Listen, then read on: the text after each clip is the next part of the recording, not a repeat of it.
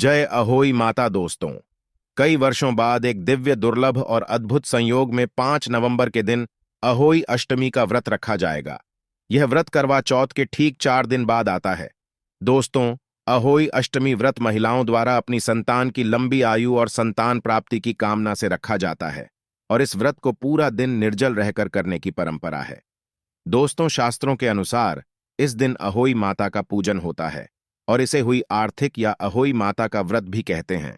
और दोस्तों, इस बार यह अहोई अष्टमी व्रत अपने आप में बहुत ही शुभ और फलदायी होने वाला है, क्योंकि इस बार कई सारे चमत्कारी योगों का निर्माण हो रहा है, जैसे कि अमृत सिद्धि योग, कुबेर योग, बुद्धि योग और सबसे बड़े संतान प्राप्ति और धन लक्ष्मी योग। दोस्तों, इन सभी योगों की वजह से इस दिन अगर आप तुलसी के पत्तों से जुड़ा यह एक अचूक उपाय कर लेते हैं तो यकीन मानिए, आपकी जो भी मनोकामना होगी वह मात्र इस एक उपाय से पूरी हो जाएगी। इसलिए वीडियो को आखिर तक जरूर देखें, क्योंकि दोस्तों, तुलसी के पत्ते से जुड़े इस उपाय को करने से आपकी संतान की आयु लंबी होगी और निसंतान को संतान की प्राप्ति होगी।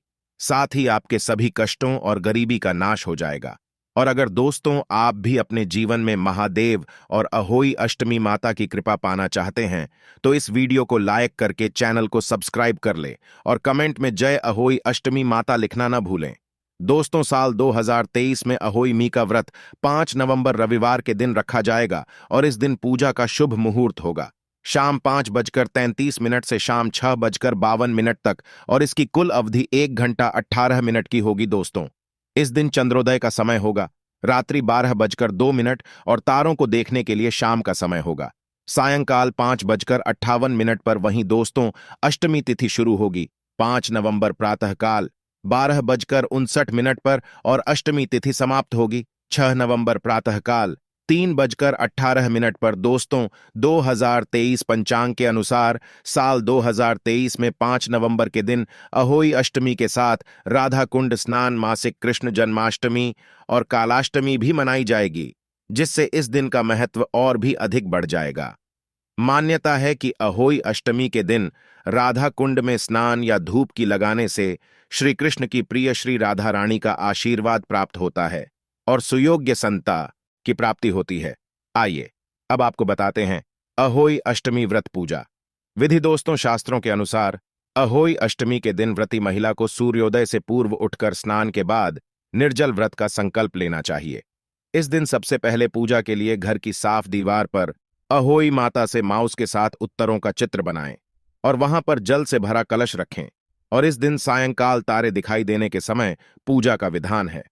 दोस्तों, पूजा में ही चांदी की अहोई बनाए सांझ के समय में अहोई माता को रोली चावल, कुमकुम, अन्य पूजन सामग्री अर्पित कर मीठे पुए का भोग लगाएं और अब हाथों में गेहूं के दाने लेकर व्रत कथा पढ़ी या सुनी और आरती करें। इसके बाद रात्रि में तारों को देखने के समय में अर्घ्य देकर व्रत संपन्न करें। दोस्तों, अब आपको बताते हैं अष्टमी के दिन क्या करें और क्या ना करें। दोस्तों, ऐसी मान्यता है कि अहोई अष्टमी के दिन व्रत रखने वाली महिलाओं को सिलाई और मिट्टी से संबंधित कार्य नहीं करने चाहिए और इस दिन और अहोई माता की पूजा से पहले ही गणेश जी की पूजा करनी चाहिए। और अहोई अष्टमी व्रत का पारण तारे निकलने के बाद तारों को अर्घ्य देकर ही पूरा करना चाहिए। दोस्तों, व्रत की कथा सुनते समय हाथ में अनाज रखकर कथा सुनना शुभ होता है और इस व्रत को निर्जल रहकर करने की परंपरा है। इस दिन तामसिक भोजन का सेवन नहीं करना चाहिए और व्रत के बाद जरूरतमंदों को दान देने से व्रत का पुण्य कई अधिक बढ़ता है।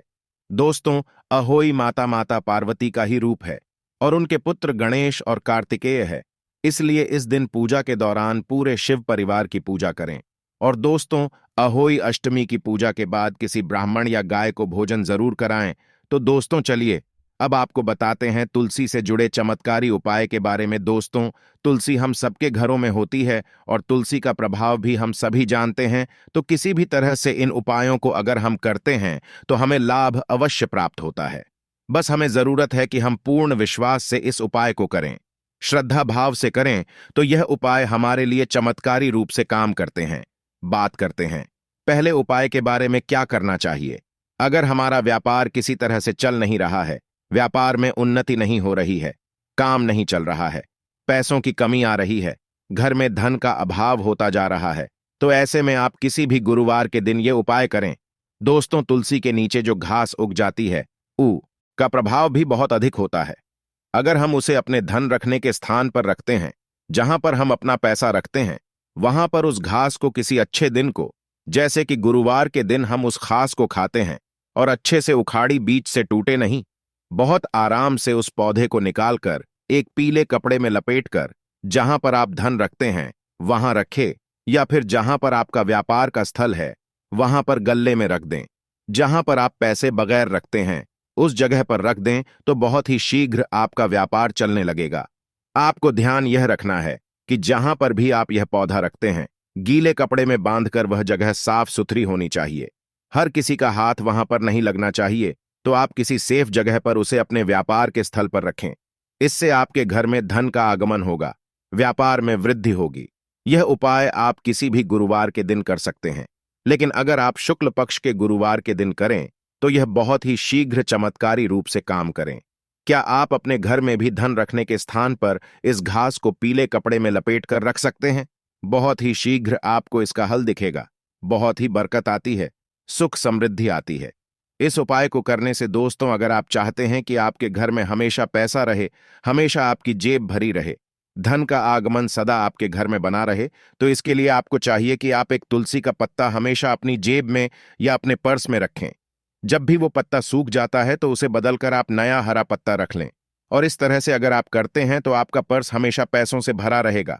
जहां पर भी आप धन रखते हैं, या फिर आपके ऑफिस का जो रजिस्टर है जिसमें आप बही खाता लिखते हैं, उसमें अगर आप हमेशा एक तुलसी का पत्ता रखते हैं तो इससे आपके घर में धन का आगमन होगा, व्यापार में वृद्धि होगी।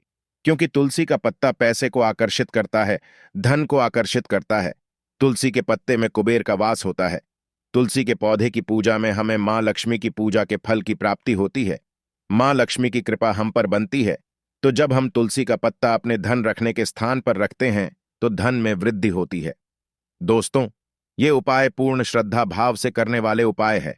अगर आप पूरी श्रद्धा भाव से इस उपाय को करते हैं, कोई भी एक उपाय आप कर लें, आपको लाभ अवश्य होगा। दोस्तों, घर के दोनों तरफ अगर हम तुलसी का गमला लगाते हैं, घर का मुख्य दरवाजा जो है उस मेन गेट के दोनों तरफ अगर हम लस्सी का गमला लगाते हैं तो इससे हमारे घर में कभी भी पैसों की तंगी नहीं आएगी। लेकिन उस पौधे का आपको ध्यान रखना है, जैसे सूख जाता है तो आप दूसरा पौधा लाकर लगा दें। सूखा हुआ पौधा कभी भी घर में नहीं रखना चाहिए। सिर्फ तुलसी ही नहीं, बल्कि कोई भी पौधा अगर आपके घर में गमले में सूख गया है तो उसे हटाकर नया पौधा लगा दें। कभी भी सूखे हुए पेड़ पौधे फूल पत्ते अपने घर में नहीं रखना चाहिए। इससे नकारात्मक ऊर्जा बढ़ती है। इसीलिए आपको ध्यान रखना है, उन दोनों पौधों का और तुलसी के 2 पौधे आपके घर के मेन गेट के पास हमेशा लगे रहने चाहिए। इससे आपके घर में कभी भी पैसों का भाव नहीं होगा। कारण क्या है? जब दरवाजे के दोनों तरफ तुलसी रहेंगी तो आपके घर में नकारात्मक ऊर्जा नहीं आएगी, हमेशा घर में सकारात्मक ऊर्जा होगी, जिसकी वजह से आपके घर में धन का आगमन सदा बना रहेगा। किसी भी तरह का आपके घर में कलह क्लेश नहीं होगा और व्यर्थ का खर्चा नहीं होगा, तो धन में वृद्धि होनी निश्चित हो जाती है। इस उपाय को करने से दोस्तों, अगर आपकी कन्या के विवाह में देरी हो रही है या किसी भी कन्या के विवाह में देरी हो रही है, मनचाहा वर अगर प्राप्त करना चाहते हैं तो प्रतिदिन तुलसी की पूजा करें। प्रातःकाल तुलसी के पौधे को जल अर्पित करें, शाम को दीप दान करें और 11 परिक्रमा करने और रोज करती है। तुलसी की मन में अपनी मनोकामना तुलसी को कहते हुए और ओम नमो भगवते वासुदेवाय नमः इस मंत्र का जप करते हुए अगर 11 परिक्रमा प्रतिदिन जो भी कन्या मनचाहा वर चाहती है बात करें तो शीघ्र ही उसको मनचाहे वर की प्राप्ति होती है और योग्य वर की प्राप्ति होती है। दोस्तों, आप अगर अपने बच्चे की जिद से परेशान हैं, आपका बच्चा अगर पढ़ाई में कमजोर होता जा रहा है, पढ़ाई में उसका मन नहीं लगता है, ऐसी अवस्था में चाहिए कि आप अपने बच्चे को तुलसी की पूजा के लिए प्रेरित करें, तो प्रतिदिन उसे बोले कि प्रातःकाल तुलसी में जल अर्पित करें और तुलसी के 3 पत्ते आप प्रतिदिन उस बच्चे को निकलने के लिए थे। कभी भी चबाकर नहीं खानी चाहिए। तुलसी के पत्ते को अगर हम चबाकर खाते हैं तो इससे दांत खराब हो जाते हैं, तो वह बच्चा तुलसी का पत्ता निकल जाए या किसी भी तरह से आप उसे खिला दें तो इससे पढ़ाई में उसका मन लगेगा। जो बच्चे की जिद बढ़ती जा रही है वह कम होगी। बच्चा जो स्वभाव से जिद्दी बनता जा रहा था, ठीक हो जाएगा। उसकी बुद्धि कुशाग्र होगी, उसका मन पढ़ाई में लगेगा। निश्चित रूप से यह उपाय बहुत ही कारगर उपाय है। एक और उपाय आपको बताना चाहते हैं, ये उपाय हम सबको जरूर करना चाहिए। जब हम अपने घर में खाना बनाते हैं, मतलब जो रोटी बनाते हैं, उसमें अगर हम तुलसी का पत्ता मिला दें तो उन रोटियों का बहुत ही प्रभाव बन जाता है। हमारे घर में अगर किसी तरह से आपस में परिवार के सदस्यों में सामंजस्य नहीं है, घर में कलह क्लेश रहता है, धन का अभाव रहता है, सुख समृद्धि चाहते हैं, आप तो इस उपाय को जरूर करें। करना क्या है, आप तुलसी के 11 पत्ते लें, साफ पानी से धोकर जिस बर्तन में अपने हाथ रखा है, जिस कनस्तर में आप आटा रखते हैं, उस आटे में इस पत्ते को तोड़ तोड़ कर डाल दें। उसके बाद आप प्रतिदिन उस आटे का घर में रोटी बनाने के लिए प्रयोग करें। और जब भी इस रोटी को आपके घर में कोई भी व्यक्ति खाएगा, कोई बाहरी व्यक्ति भी अगर खाता है, इस रोटी को तो उसकी भी बुद्धि में परिवर्तन होगा। अगर परिवार के लोगों को इस तरह से प्रतिदिन तुलसी का प्रयोग करके हम रोटी दे, तो घर में सुख समृद्धि का आगमन होता है और आपस में अपने परिवार के सभी सदस्यों में प्रेम की भावना बढ़ती है। घर से कलह क्लेश खत्म हो जाता है, विचार सकारात्मक होने लग जाते हैं, मन से नकारात्मक विचार दूर होने लग जाते हैं। इस तरह से इस उपाय को करने से घर में सुख समृद्धि और प्रेम भाव से सदा सामंजस्य बना रहता है। अगर आप चक्की से आटा पीसकर खाते हैं तो तुलसी के 11 पत्ते आप उस गेहूं में ढालकर ही पिसवा लें और उसके अंदर थोड़ी सी चीनी भी डाल दें। और इस तरह से अगर आप इस बातें हैं और इस आटे को आप खाते हैं तो इसका प्रभाव बहुत अधिक होता है। लेकिन अगर आप आटा बाहर से पैकेट में लेकर आते हैं तो आप उस पैकेट के आटे में तुलसी के 11 पत्ते डाल दें। और इस तरह से अगर आप प्रतिदिन इस आटे का प्रयोग करते हैं तो निश्चित ही आपके घर में चमत्कारी रूप से बदलाव आएगा। घर की परिस्थितियों में बदलाव आएगा, विचारों में बदलाव आएगा। इससे हमारे घर में धन का आगमन हुआ था ही हो जाता है, महालक्ष्मी की कृपा स्वतः ही हो जाती है। तो इस उपाय को आप जरूर करें। उम्मीद करते हैं आज के जितने भी उपाय हमने बताए हैं आपको जरूर अच्छे लगे होंगे और अगर आप इसे करते हैं तो आपको फायदा अवश्य होगा। इन उपायों को विश्वास रखकर करें, श्रद्धा से करें। मां तुलसी के उपाय है तो बिल्कुल भी व्यर्थ नहीं जाएंगे। जरूर आपको इनसे फायदा होगा और बहुत ही शीघ्र इनसे आपको लाभ की प्राप्ति होगी। तो आइए दोस्तों, अब आपको बताते हैं वह उपाय जिनको आपको इस अहोई अष्टमी के दिन जरूर करना चाहिए। इन उपायों को कर ए मात्र से आपकी सभी मनोकामनाएं पूर्ण हो जाएगी, इसलिए एक बार इन उपायों को जरूर करके देखें।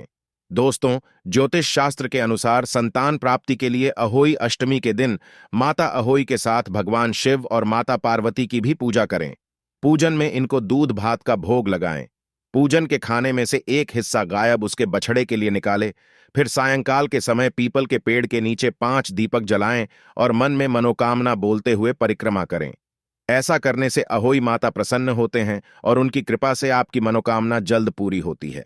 दोस्तों हो, अष्टमी के दिन शिव योग का निर्माण हो रहा है, इसलिए दंपति अष्टमी तिथि से लेकर भाई दूज तक हर रोज पारद शिवलिंग की ब्रह्म मुहूर्त पूजा पाठ करें। पारद शिवलिंग पर दूध चढ़ाने से संतान प्राप्ति का आशीर्वाद मिलता है। इसके साथ माता पार्वती की ही अष्टमी तिथि को अहोई रूप में पूजा की जाती है। व्रत रखकर माता से भी संतान प्राप्ति की मनोकामना मांगी। ऐसा करने से भगवान शिव और माता पार्वती प्रसन्न होते हैं।